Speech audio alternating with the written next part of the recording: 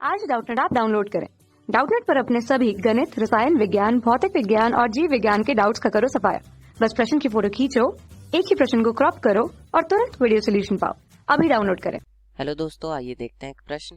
कथन कह रहे हैं प्रत्येक संतत फलन अवकलनीय होता है, पर विचार कीजिए। अब देखिए, इन्होंने ये कहा है कि प्रत्येक संतत फलन जो है, अगर वो संतत है कोई भी फलन, तो वो अवकलनीय भी होगा।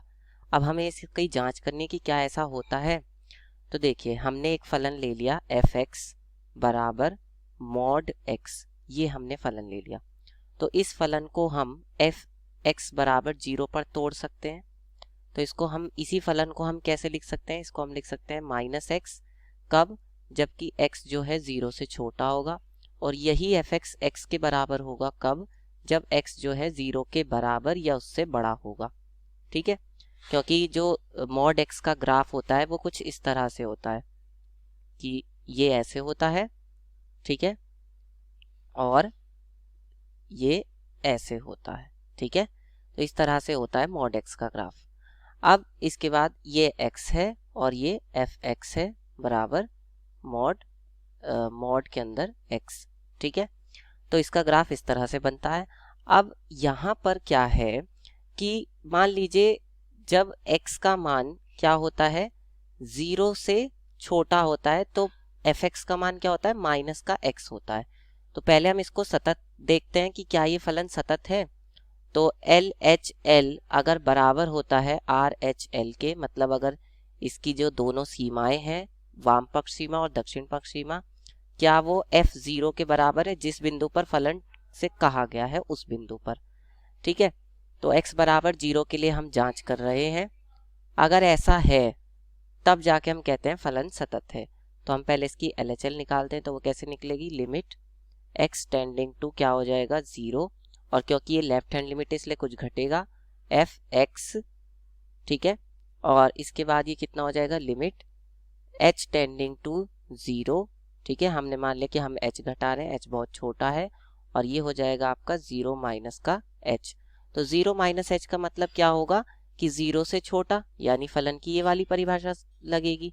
तो ये मान कितना हो जाएगा, लिमिट h टेंडिंग टू 0, ये हो जाएगा माइनस का 0 माइनस का h। तो यानी कि ये क्या हो जाएगा, प्लस का h हो जाएगा। लिमिट h टेंडिंग टू 0, ये क्या हो जाएगा, प्लस का h हो जाएगा। और जब हम इसमें 0 रखेंगे तो LHL कितना आ जाएगा हमारे पास, 0 हो जाएगा। ये समीकरण 1 हो जाएगी। अब देखते हैं RHL। तो RHL कितनी आएगी, लिमिट h टेंडिंग टू 0, और क्योंकि RHL है इसलिए इसमें कुछ जुड़ रहा है, तो यानी कि क्या हो जाएगा, 0 प्लस h। ठीक है, तो 0 प्लस h का मतलब क्या है कि 0 से बड़ा, तो 0 से बड़ा यानी कि ये वाली परिभाषा लगेगी फलन की। तो ये क्या आ जाएगा, ये आपका यहाँ से आ जाएगा limit h tending to 0, 0 plus h। ठीक है, अब 0 प्लस h का मतलब ये h ही हो गया, तो यानी कि लिमिट h टेंडिंग टू 0, ये h आ जाएगा, और जब हम इसमें लिमिट रखेंगे तो ये 0 हो जाएगा। यानी इसकी जो दक्षिण पक्ष सीमा है वो भी क्या आ गई, 0 ही आ गई।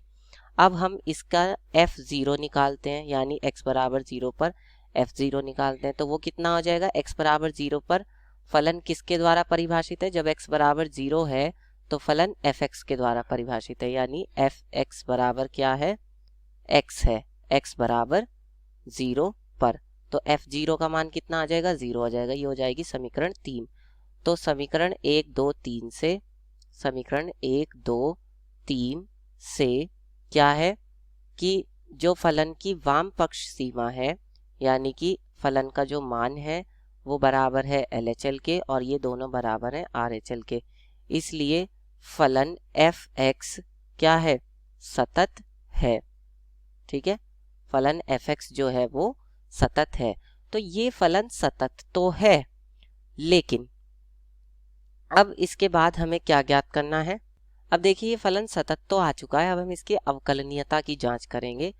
तो अवकलनीयता की जांच करने के लिए हमें क्या निकालना पड़ेगा, इसका बायां अवकलज निकालना पड़ेगा x बराबर 0 पर, और इसका दायां अवकलज निकालना पड़ेगा x बराबर 0 पर, और देखना पड़ेगा कि क्या ये दोनों बराबर हैं, तब हम कहेंगे कि फलन जो है अवकलनीय है। तो हम बायां अवकलज निकालते हैं x बराबर 0 पर।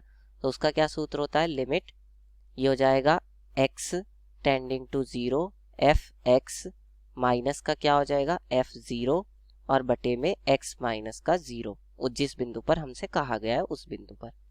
तो ये यहाँ से कितना हो जाएगा, ये हो जाएगा लिमिट h टेंडिंग टू, क्योंकि ये दायां अब बायां अवकलज है इसलिए इसमें से कुछ घटेगा यानी माइनस, हमने मान लिया h घटा रहे हैं तो f क्या हो जाएगा 0 माइनस h माइनस f0 का मान तो 0 है हम निकाल चुके हैं और बटे में x की जगह पे क्या आ जाएगा 0 माइनस h माइनस 0।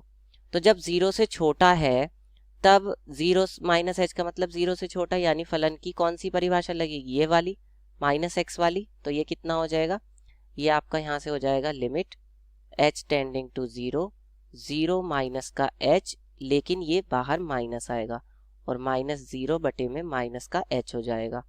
तो ये कितना आ जाएगा, ये आपका आ जाएगा यहाँ से लिमिट h टेंडिंग टू 0, देखिए ये होगा माइनस माइनस h और बटे में माइनस का h। ठीक है, तो ये कितना हो जाएगा, ये हो जाएगा आपका limit h tending to 0 minus minus plus h बटे में माइनस का h। ठीक है, तो ये कितना हो जाएगा लिमिट h टेंडिंग टू 0, ये हो जाएगा माइनस का 1। इसका मतलब ये माइनस 1 ही हो जाएगा जब हम इसमें लिमिट रखेंगे। तो ये आया आपका बायां अवकलज x बराबर 0 पर। इसको हम समीकरण 4 मान लेते हैं। अब हम निकालेंगे दायां अवकलज x बराबर 0 पर। तो ये कितना आएगा, ये आपका यहाँ से आ जाएगा, देखिए लिमिट h टेंडिंग टू 0 और क्या आएगा f0 प्लस h और माइनस का f0 और बटे में 0 प्लस h माइनस का 0, क्योंकि दायां अवकलज है इसलिए कुछ जुड़ रहा है। तो इसका मान कितना आ जाएगा, लिमिट h टेंडिंग टू 0 0 से बड़ा है फलन तो 0 प्लस h हो जाएगा, माइनस f0 का मान 0 है और 0 प्लस h। तो ये कितना हो जाएगा, ये आपका यहाँ से हो जाएगा limit h tending to 0 h बटे में h। तो h बटे में h का मान कितना हो गया, 1 हो गया। तो यानी कि जो दायां अवकलज है वो कितना आ रहा है, 1 आ रहा है। तो इसको हम समीकरण 5 मान लेते हैं। अब देखिए बायां अवकलज कितना आया था, बायां अवकलज हमारे पास आया था यहाँ पर माइनस का 1, जबकि दायां अवकलज आ रहा है 1।